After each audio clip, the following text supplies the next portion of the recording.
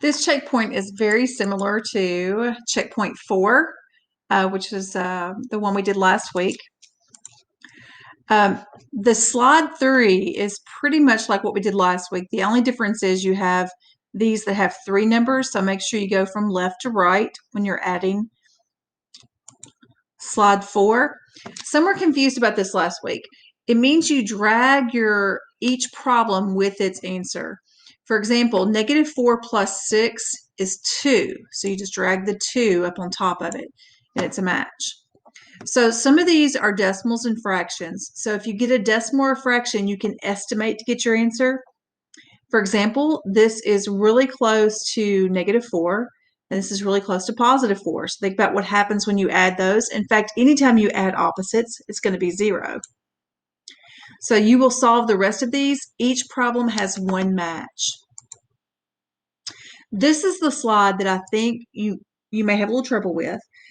As long as you're adding decimals, remember that you add vertically. You line up your decimal places when you line those up vertically. So you're just adding the ones place and you're adding the tens place together, put the decimal between those. Look at the second problem. It's the same thing except they're both negative. So think about what happens when you add two negatives together. For example, what if it was -5 plus -2? Well, in that case, you would just add them together and keep it negative. So you're going to do the same thing here. On this one, same thing, but you need to remember what happens when you have fractions. They do have the same denominator, so I made that a little bit easier on you. The fourth one down, -2 plus 7. The two negatives cancel two of the positives on the 7, so you get an answer of 5. So what really happens is when you add a negative to a positive, the negatives are taken away from those positives. So same thing happens here. These negatives are taken away from those positives.